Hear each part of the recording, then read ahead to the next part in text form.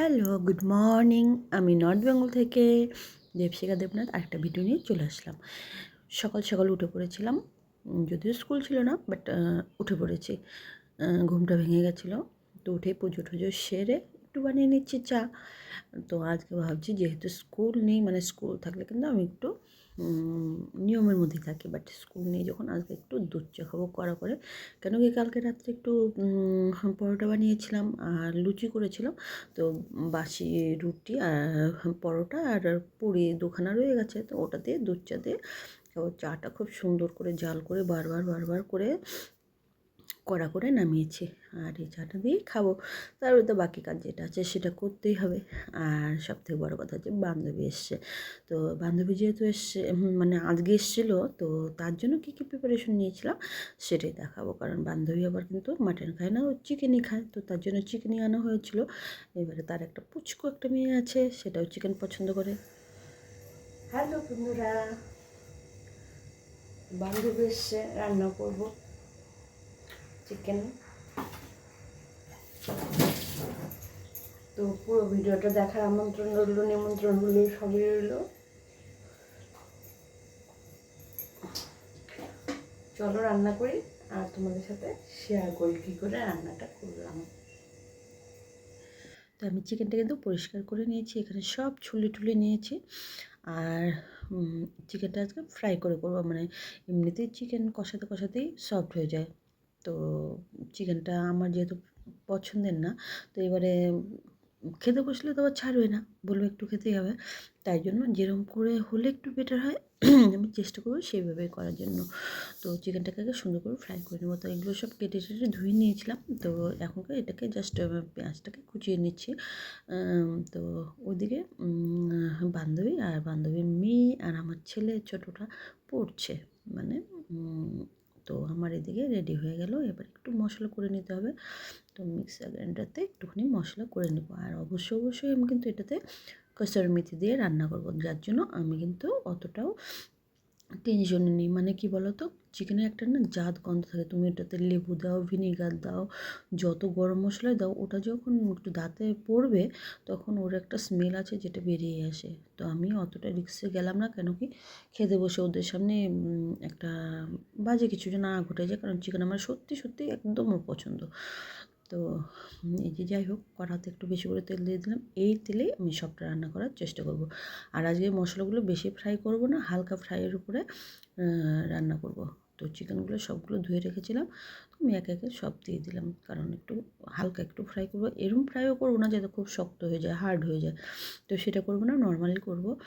আর actually কিন্তু আমি তোমাদের সাথে রান্না কিন্তু শেয়ার করছি, হ্যাঁ, রান্না শেখাচ্ছি না। সরি, কেউ যদি এরকম ভাবো তাহলে ভুল ভাববে, কারণ আমি সেরকম কিছু রান্না পারি না। জাস্ট ঘরে খেতে গেলে যে রান্না করতে হয় সেইটুকুনো আমি জানি।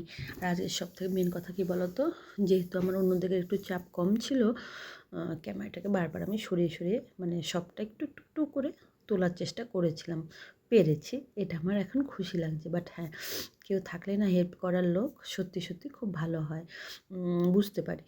যেমন ধরো যারা আজকে অনেক একটা ভালো জায়গাতে ইউটিউবের থেকে পৌঁছেছে, তাদের সবাইকেই দেখা যায় এখানে অনেক ধরনের গাছ লাগায়, মানে সে আর্টিফিশিয়াল গাছ হোক, গাছ লাগায়, প্রচুর লাইট থাকে। বাট আমার ক্ষেত্রে কিন্তু কিচ্ছু না। তোমরা যেটা দেখছো, যেমন দেখছো, সবটা কিন্তু ন্যাচারাল।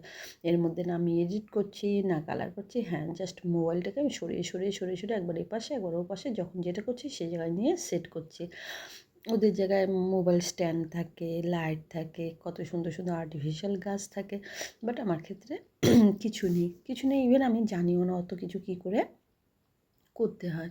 হয়তো এই কারণে তোমাদের আমার ভিডিওগুলো পছন্দ হয় না, স্বাভাবিক ব্যাপার। মানুষ তো একটু ঝাঁ চকচকেই দেখতে পছন্দ করে, অরিজিনালটা কেউ পছন্দ করে না, এটা আমিও জানি। বাট হ্যাঁ, আমি অরিজিনালভাবে দিয়ে যাব যতদিন পারি। কারণ আমি পাচ্ছি না, মানে পাচ্ছি না বলতে কি, ধর স্কুল কলেজ বাড়ির কাজ সব করে, বাচ্চাদের নিয়ে দৌড়ে টিউশন ফিউশন করে, হাট বাজার করে, আবার এই জায়গাটাকে মডিফাই করে গাছগাছড়া লাগিয়ে মোবাইল স্ট্যান্ডে মোবাইল বসিয়ে, তাদের হয়তো 2খানা 3খানা মোবাইল থাকে। বাট আমার তো একটাই মোবাইল। আমি এই মোবাইলটা দিয়ে ফেসবুকের কাজও করি আর তোমাকে ইউটিউবের কাজও করি। তো করে করে এগুলোই তোমাদের সাথে এইভাবে শেয়ার করি।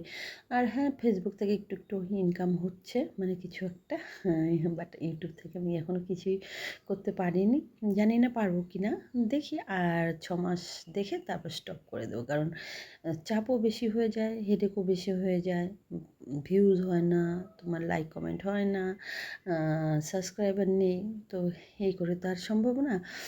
তো দেখি আর 6 মাস কষ্ট করব, 6 মাস পরে স্টপ করে দেবো।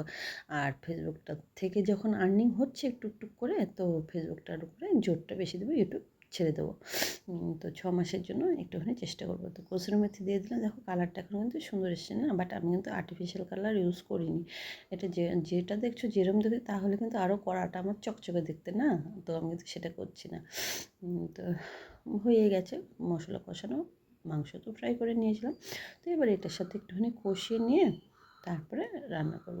আর বান্ধবী পড়া শেষ হলে আমাকে অনেক হেল্প করে দিচ্ছে, শাক ঠাকগুলো বেঁচে দিয়েছে। ছেলে ওরা খেলছে, ছেলে বান্ধবীর মেয়ে ওরা খেলছে, আর আমি এদিকে তাড়াতাড়ি রান্না করছি, কারণ ও খেয়ে ঠেয়ে আবার চলে যাবে। তো এই যে দেখো কষানোর সময় কালারটা ভালো হয়েছে না, তো এই যে হয়ে গেছে। এবার একটু জল দিয়ে দেবো। আলু যেহেতু কাঁচা দিয়েছিলাম আর মাংসটা তো ফ্রাই করেছি, তো বাচ্চা কাচ্চা খাবে, একটুখানি যেহেতু ভেতরটা সফট হয় এরকমভাবেই করবো, আমি খেলে খেলাম, না খেলে নাই। তো এই যে আমার হয়ে গেছে কষানো, তোমাদের সাথে অনেক গোপন কথা শেয়ার করে দিলাম। তো ইউটিউবে আছে, কিছুদিন আছে, 6 মাস আছে, যদি কিছু হয় হলো, না হলে আমি ছেড়ে দেবো। তো এই যে বান্ধবী কাজ করে দিচ্ছে, আর এদিকে আমার চিকেন প্রায় হয়ে গেছে, ওদিকে ভাতও করে নিয়েছি। না দেখলেই সারাদিন আমি কী কী করলাম। কিন্তু এটা শুধু ঘরের কাজটাই, বাড়িটা তো দেখাতে পারলাম না, কারণ মোবাইলটা ধরার লোক নেই। বাইরে কিন্তু প্রচণ্ড দৌড়াতে হয় আমার, এদিক সেদিক, স্কুল, টিউশন, বাজার। চলো ফাইনাল লুক এটা। তো টাটা, সবাই ভালো থেকো, পাশে অবশ্যই থেকো যদি মনে হয়।